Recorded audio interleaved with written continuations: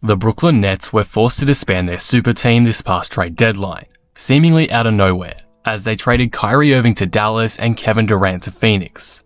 The franchise's cornerstones have had many public issues before, and Kevin Durant had even requested a trade in the last off-season. But considering the team had won 20 out of 22 games before KD's injury, the decision to give up on it all and hit reset was quite a shocker. However, I personally think the Nets did very well at the trade deadline, despite their unfortunate circumstances, managing to receive some high-quality packages for their former two superstars. Arguably their biggest win from it all has been the pickup of Mikal Bridges, who since stepping on the Brooklyn hardwood has turned into a genuine all-star caliber talent, displaying his well-known defensive skills and not-so-known offensive potential. So, how have Brooklyn been able to maximize Mikal Bridges' skill set, and is his elite play sustainable? Can Bridges become a key element of Brooklyn's future as they rebuild? I'll be discussing that and more in today's video. Before we start, if you're new here and enjoy the video, be sure to subscribe. For more NBA content like this, a like on the video would also go a really long way in supporting the channel's growth, so any support is greatly appreciated. Anyway, with that being said, let's talk about Mikal Bridges and the Brooklyn Nets. Before we get into the film analysis of how Bridges has slid into the Nets system, let's go over some stats to contextualize the explosion of play Mikal has provided since arriving in Brooklyn. It may just be a handful of games and overall a very small sample size, but there's still a lot to take out of this hot start from Bridges on the Nets, and I think for the most part, this can be sustainable for him.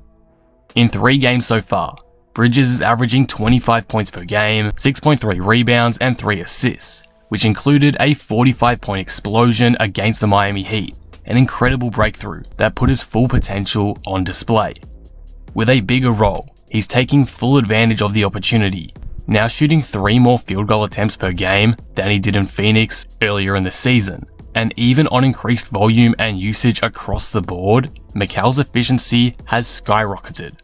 He's shooting 54% from the field, 57% from 3, and 87% from the stripe, which equates to about 66% true shooting, 9% higher than his rest of season average.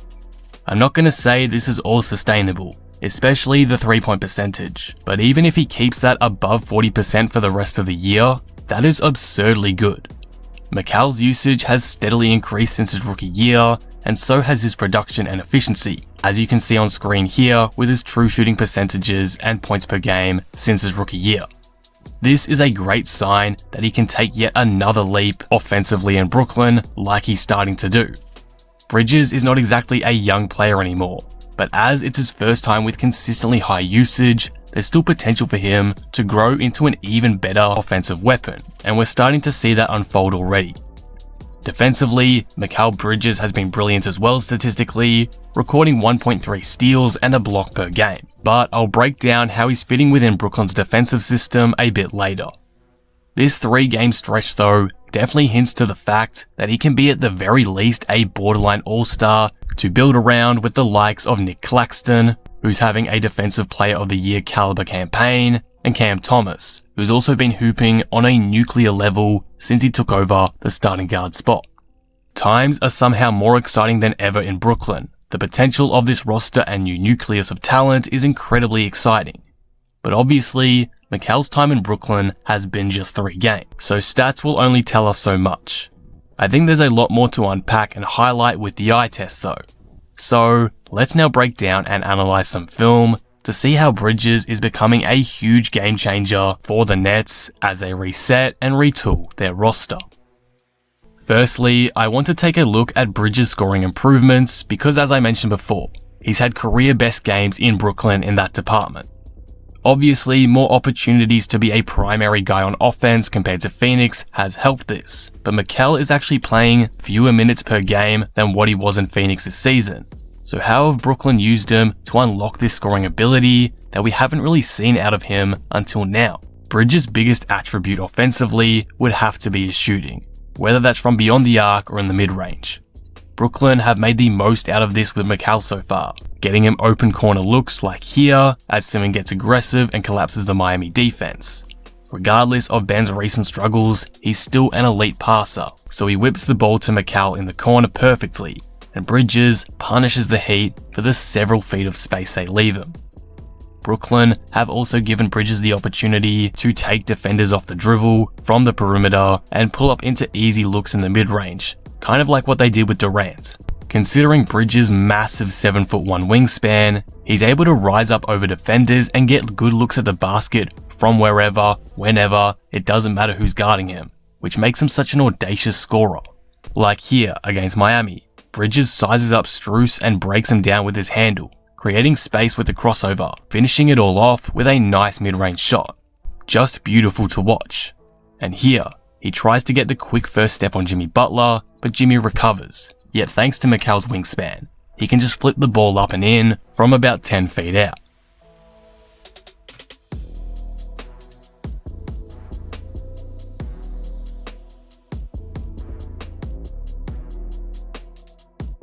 Since joining Brooklyn, Bridges has overall become a much more aggressive scorer. He's driving over 10 times per game in Brooklyn compared to just 7.3 drives per game when he was in Phoenix this season. And he's scoring points on nearly 72% of those drives, up from 65% at the Suns.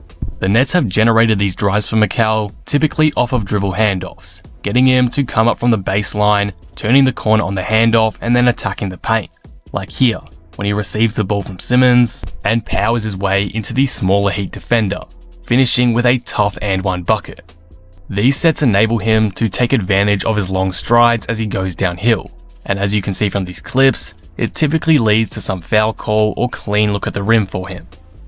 Even if the handoff isn't too smooth and the defense sticks with him, Bridges can still rise up over it and knock down a jumper, like on this play here, where Orlando Robinson plays good enough defense, but he can't contest the smooth free throw line jumper from Mikal well enough. Bridges has also done a great job at feeding off the skill sets of other talented players on this team, which highlights his amazing ability to adjust. A lot of that can be thanks to playing off of super talented players like Booker and Chris Paul, and his lessons learned there have allowed him to slide in perfectly with any lineup. Like here, he takes advantage of Ben Simmons' transition playmaking, timing his run perfectly as Ben pushes the pace, leading to an open run at the rim and an and one. Bridges also provides great spacing for the guards, opening the floor up for guys like Cam Thomas and preventing a clogged up paint so a guy like Claxton can get his own on the pick and roll. He's a solid playmaker that consistently makes the right pass within the flow of the offense. He's a very good connector, if you will. As for the defensive side of things, Bridges has fit in great so far. He's tended to be more of a perimeter defender thus far, sticking with the wings like Butler and Tobias Harris for example, but with his versatility on this end, he can very easily switch out to any area of the floor to keep Brooklyn's defense alive. Like here, on the Harden drive that collapses the Brooklyn interior, he moves down to the corner off Harris to anticipate and intercept the kick-out pass. His transition defense is also excellent, using his strength and length to cut off fast break drives. Like here against Miami, he makes up for his bad turnover by staying with Butler down the floor and timing the block perfectly. This kind of versatility is huge for the Nets, and pairing that with players like Claxton and Simmons is extremely exciting. In my eyes, Bridges absolutely should become a key part of this new phase in Brooklyn, even if he is a bit older than the timeline featuring guys like Cam Thomas. For the most part, this early play seems sustainable, and considering the fact that Mikal is a born winner and has played key roles in deep playoff runs before, including a finals run in 2021, that kind of experience will be huge for the Nets to close out this season and going forward. In the future, I can see Bridges definitely developing into an all-star caliber player. He reminds me of a more defensively oriented version of Chris Middleton, as they are both lanky all-around wings that can shoot, are incredibly versatile defensively, and can play make well as a connector piece, even if he doesn't become that kind of guy in Brooklyn. At worst, you've probably gotten an efficient 18 to 20 point per game scorer and elite level defender that will unarguably make your team better. Bridges, even at 26, could seriously still become anything Brooklyn want. The potential has been on full display. Luckily for Brooklyn, despite their recent failures to build a championship team, they've managed to get a lot of flexibility to retool around the bright spots on this roster. Several players they've picked up will be wanted by contending teams, so if they don't see a legitimate future with their current core, they can easily get great assets back to start a healthy rebuild around a young guy like Cam Thomas and the ever-improving Mikal Bridges. After losing a lot of their future to form the super team, I think they've done a very nice job at giving themselves the chance to relinquish it this off-season, if they so choose. Looking in the not-so-distant future though, this current core in Brooklyn is absolutely playoff caliber. Cam Thomas can be a star-level scoring guard, Spencer Dinwiddie is a really high-quality starting guard that's led Brooklyn through injury troubles in the past. They've got wing depth and defensive versatility with guys like Ben Simmons, Mikal Bridges, Dorian Finney-Smith, etc., and plenty of shooters like Patty Mills, Seth Curry, Cam Johnson, Yuta Watanabe, and Royce O'Neal. Oh, and they have Nick Claxton as well, holding it down in the paint, who's having a simply stellar year too. It's just an overall really solid squad that should stay afloat above the play-in tournament for the rest of the season. In fact, if they get a favorable matchup in the playoffs, like maybe a team like Cleveland, I can definitely see them pushing it to a 6th or 7th game. This won't be a side you walk over. Lots of players on this team, like Bridges, have chips on their shoulders, and while there may not be any standout all-star, that makes them such a versatile and dangerous team.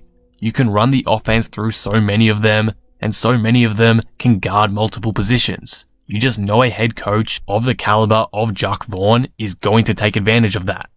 All in all though, Mikal Bridges has been superb since arriving in Brooklyn, and if I were a betting man, I'd say this level of play is something we should expect to be the norm moving forward. An all-star appearance is undoubtedly within this man's reach. If you made it this far, you must have enjoyed this analysis, so be sure to leave it a like and subscribe if you haven't already. I really do appreciate all your support. Anyway, with that being said, I will see you in the next one. Thanks for watching.